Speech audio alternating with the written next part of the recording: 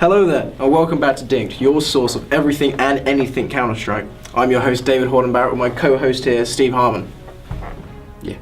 Yeah. Counter-Strike is probably the most easiest esport to understand. Good guys versus the bad guys. The good guys are the counter-terrorists, and the bad guys are the terrorists. As the terrorist, you have to make sure the bomb is planted and detonates. As the counter-terrorist, you have to make sure the bomb isn't planted, and if it is planted, you have to defuse it before it detonates.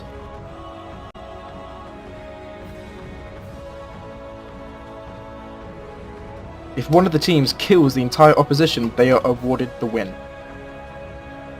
Although, as the counter-terrorist, if you make sure the bomb isn't planted and the time limit runs out, you win the round. It's first to 16 rounds wins the game. Although in pro matches, the games can go on for however many rounds, before somebody comes out with the win. So then, who's your favourite team, Steve? Well, it's Michael.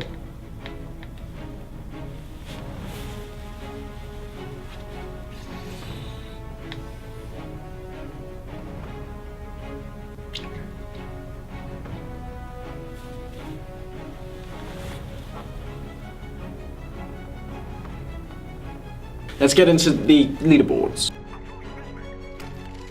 Fnatic still in top position with the most consecutive wins over the last few weeks, with their top player being Olofmeister, but since they lost their in-game strat caller Pronax, they gained Dennis, their fellow Swede who recently performed well on G2.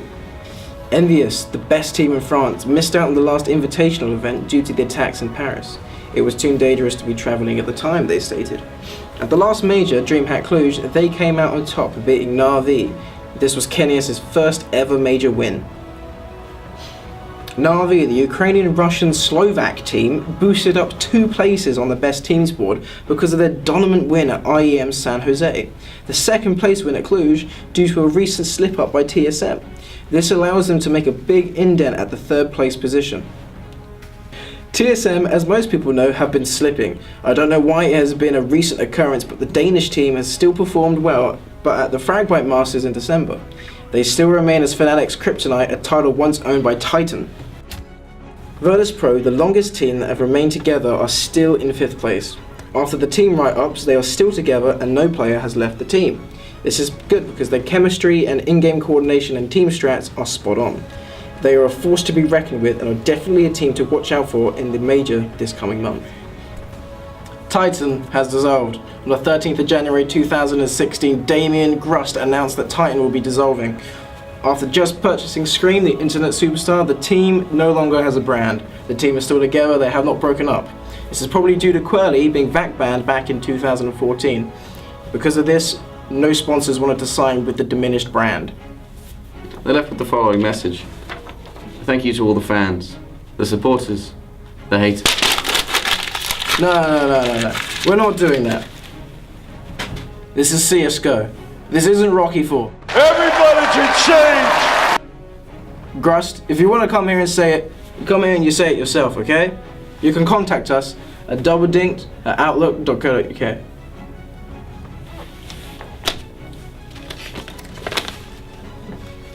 What's this?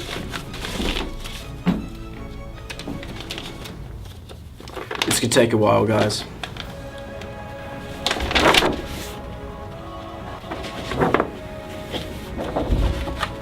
What's this? Titan to go into the ESL X Pro Barcelona? They got a new sponsor? Doesn't say anything about it on the script. Are we just gonna wing it? Mad? No, just give to player of the... Okay. So Titan are now G2, and G2 is now FaZe. But we knew this in advance, obviously. Yeah, it would have been horrible if we found out this morning and had to change the script last minute. Terrible. Horrible.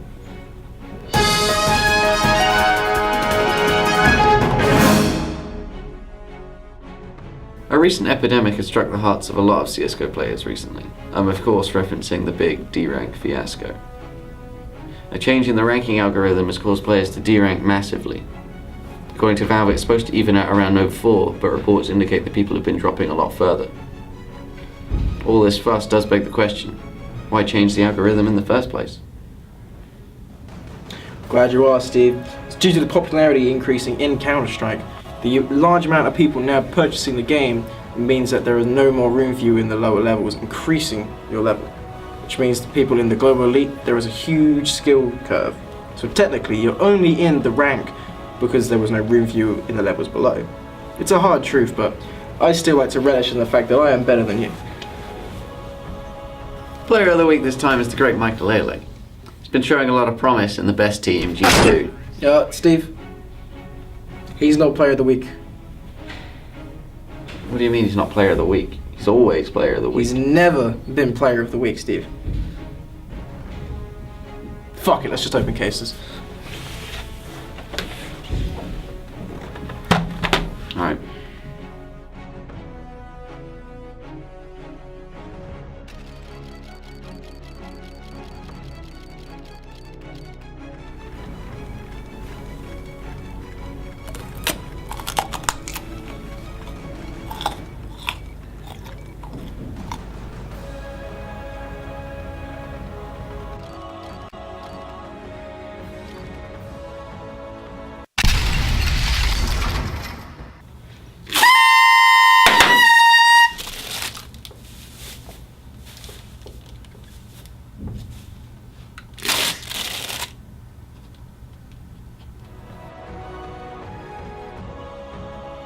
Fallen clutching important rounds with such an impressive performance. It's not unlikely that he may be picked up to be in a top tier team later on in the future. Fallen reminds me of the rivalry that me and Kenny S have. He is probably one of the top 3 snipers in the game. LG are definitely a top 5 team, and they have made it apparent in the final.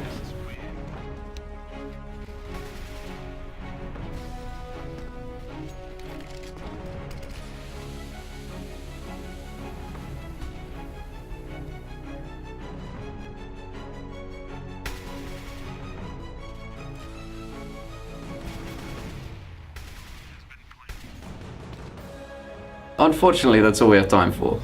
As always, if you feel we've missed something, email us in at doubledinked@outlook.co.uk. And as always, don't get picked at mid. Don't push through smoke. And always get the 1 taps. Thank you.